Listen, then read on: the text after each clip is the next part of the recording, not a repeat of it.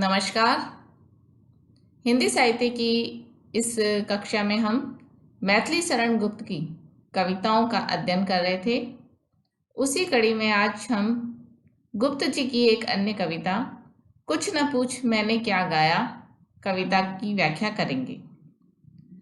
विद्यार्थियों, मैथिली शरण गुप्त के परिचय के क्रम में आपको जैसे कि जानकारी प्राप्त हुई कि मैथिली शरण गुप्त की जो दृष्टि है, जो उनकी काव्य दृष्टि है, वह एकांगी न होकर के विविधतामयी है। किस रूप में है विविधतामयी? कि उन्होंने राष्ट्र प्रेम, देश प्रेम, समाज, धर्म, अर्थ इत्यादि से संबंधित कविताओं का लेखन उन्होंने किया है। इस विविधतामयी लेखन में यदि एक बात हम ढूंढना चाहें जो मैथिली शरण गुप्त के काव्य का मूल कही जा सकती है, तो हम देखेंगे कि उनका जो दृष्टिकोण है वह एक आदर्शवादी दृष्टिकोण है। वह ये मानते हैं कि कविता का उद्देश्य केवल रचना करना नहीं है, केवल लिखना नहीं है, अपितु उसके माध्यम से कुछ न कुछ उपदेश भी अवश्य मिलना चाहिए। और हमने कल जो कविता पढ़ी मैथिली शरण गुप्त की निर्बल का बल, उसमें भी आम मनुष्य के लिए कुछ न कुछ संदेश निहित है। आज जो हम ये कविता पढ़ रहे हैं, कुछ न पूछ मैंने क्या गाया, प्रस्तुत कविता भी इनके झनकार काव्य संग्रह से ली गई है। झनकार काव्य संग्रह कविता संग्रह में मैथिली शरण गुप्त का जो दृष्टिकोण है वह कुछ आध्यात्मिकता से लबरेज दिखाई देता है। कवि कहीं ना कहीं ईश्वर का सानिध्य, ईश्वर का शरण, ईश्वर की जो सत्ता है उसे स्वीकार करता हुआ हमें प्रतीत होता है। कुछ न पूछ मैंने क्या गाया कविता का वाचन शुरू करने से पूर्व इस कविता के संबंध में हम कुछ बातें जान लें। कुछ न पूछ मैंने क्या गाया, इस कविता का शीर्षक अर्थ भी दिया गया है कहीं कहीं पर। इस अर्थ शब्द के प्रस्तुत कविता में दो अर्थ हैं। एक अर्थ जैसा कि हम मानते हैं आशय, अभिप्राय, मतलब, और दूसरा अर्थ का अभिप्राय यहाँ पर धन से भी है। प्रस्तुत कविता जब हम पढ़ेंगे तब हम इस अर्थ के दोनों जो अभिप्राय हैं वह स्पष्ट रूप से उभर कर हमारे सामने आएंगे। तो शुरू करते हैं हम प्रस्तुत कविता। कुछ न पूछ मैंने क्या गाया। कुछ न पूछ मैंने क्या गाया, बतला कि क्या गंवाया, जो तेरा अनुशासन पाया, मैंने शीश नवाया। क्या क्या कहा, स्वयं भी उसका आशय समझ न पाया, मैं इतना ही कह सकता हूं जो कुछ जी में आया। कवि यहाँ कह रहे हैं कि यदि मेरा रचनाओं का, यदि मेरे लेखन का, या मैंने जीवन में जो कुछ भी कहा है उसका अभिप्राय निकालने के लिए कहा जाए, मुझसे यदि पूछा जाए कि मैंने जीवन में क्या क्या गाया है, क्या क्या कहा है, कौन कौन से कर्म किए हैं, तो ये अभी वर्तमान में मैं कहने में सक्षम नहीं हूँ। बतला कि क्या गवाया, ये कहा जा सकता है कि मैंने जो कर्म किए, जो मैंने गाया, जो रचना कर्म किया, उसके कारण मैंने क्या क्या अपने जीवन में खोया है।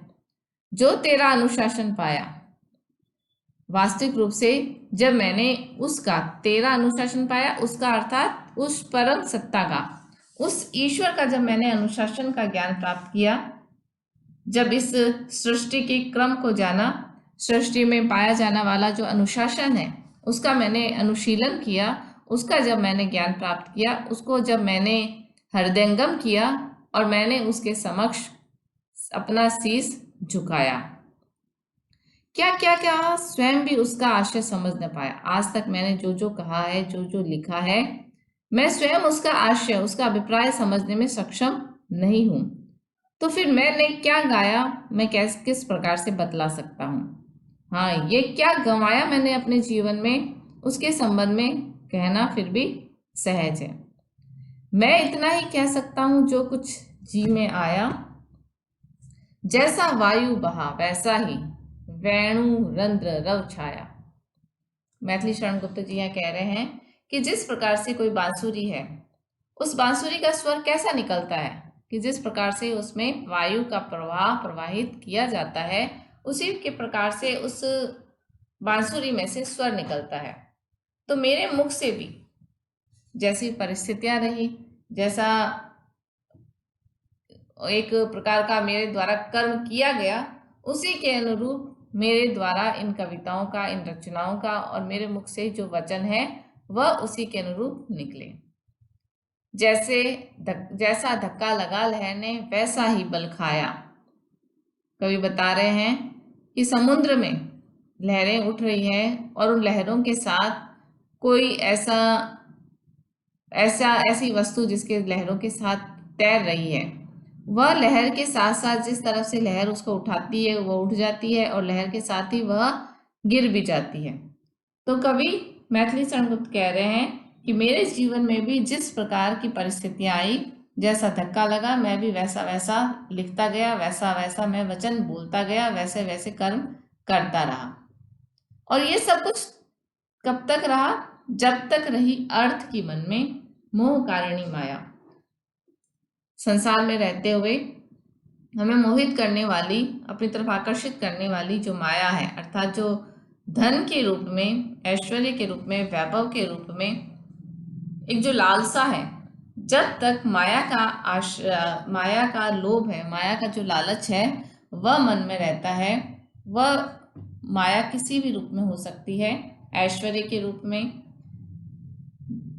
के रूप में, स्वयं का मान नाम होने के रूप में, वैभव कामना के रूप में, और या फिर धन के रूप में भी।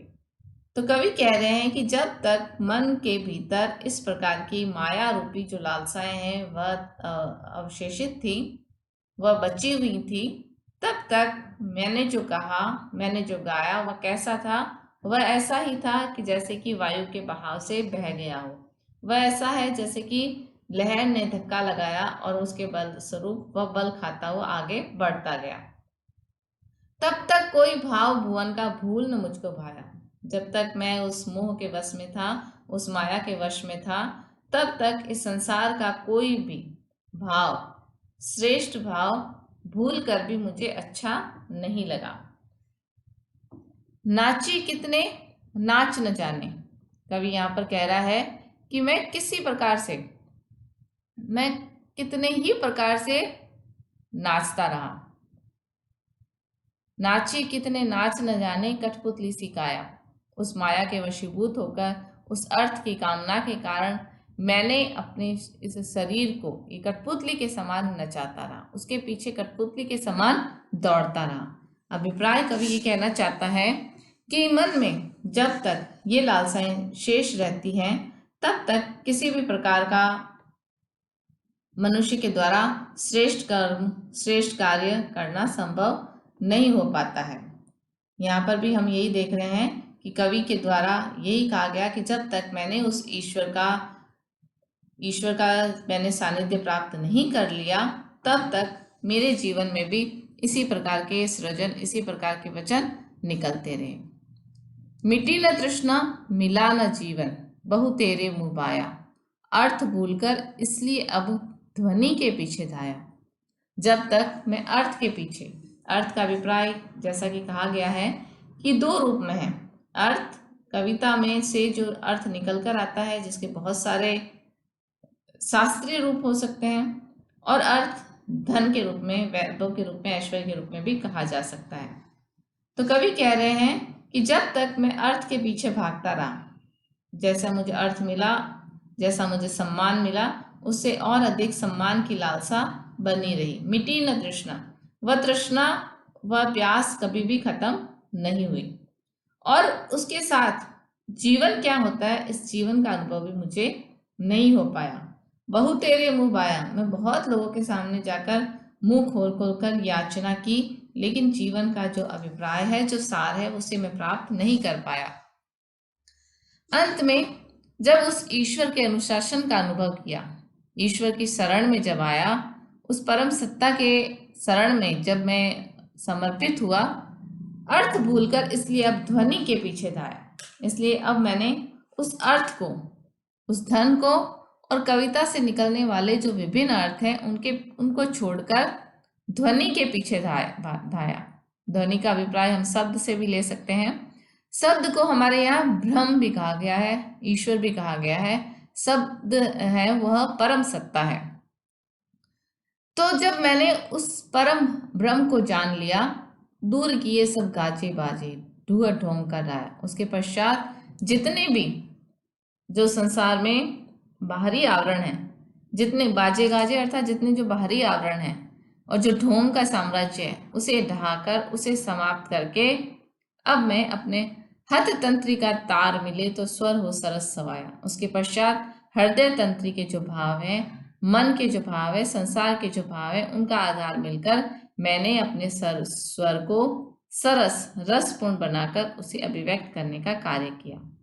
और समझ जाऊं फिर मैं भी यह मैंने है गाया। और अब मैंने ऐसे गायन किया, ऐसे वचन बोले, ऐसा कविता का रचना की जिसे मैं स्वयं भी समझ पाऊं और मैं इस संसार में भी कुछ समझ दे पाऊं। ऐसा सरस, ऐसा सुंदर, ऐसा वाचन, हृदय तंत्र के ऐसे भावों का गायन तब उस पश्चात मैंने किया। तो विद्यार्थियों, इस कविता में हम आदि से लेकर अंत तक अनुप्रास अलंकार को देख सकते हैं। जो तुकांतता है वह इन कविताओं में मिलती है। द्विवेदी युग तक तुकांतता की ये जो प्रवृत्ति है ये कवियों में पाई जाती है और वह प्रवृत्ति हम मैथिली शरण गुप्त की प्रस्तुत कविता में भी देख रहे हैं। ढूंढ ढोंग का ढाया, यहाँ पर हम अनुप्रास अलंकार की छटा देख सकते हैं। प्रस्तुत कविता में हम आध्यात्मिक अर्थ की दृष्टि से इस कविता को बहुत अधिक महत्वपूर्ण कविता मान सकते हैं, जहाँ कवि कह रहे हैं कि जब तक हम इस संसार की मृग तृष्णा के पीछे भागते रहते हैं, अर्थ के पीछे भागते रहते हैं, धन के पीछे, वैभव के पीछे भागते रहते हैं, तब तक तृष्णाएं समाप्त नहीं होती है और जो जीवन का सार है वह भी तब तक हमें प्राप्त नहीं होता है। और जब हमें जाके ध्वनि अर्थात उस परम सत्ता का, उस ईश्वर के अनुशासन का आभास हो जाता है, ईश्वर के द्वारा किए जा रहे इस संपूर्ण सृष्टि के पीछे के भाव का जब हमें आभास हो जाता है, तब हम इस जीवन का वास्तविक उद्देश्य पा लेते हैं और तब हमारे कर्म का, हमारे जीवन का कुछ न कुछ सार हमें प्राप्त हो जाता है। तब हम जो भी कर्म करते हैं वह कर्म ऐसे होते हैं कि जब हम अपने हृदय के भावों की अभिव्यक्ति कर रहे हैं, तब हम अपने आत्मा को अभिव्यक्त करने का कर्म कर रहे हैं। तो विद्यार्थियों, आज हमने कुछ न कुछ मैंने क्या गाया कविता की व्याख्या की। आगे हम मैथिली शरण गुप्त की एक अन्य कविता का विवेचन करेंगे। धन्यवाद।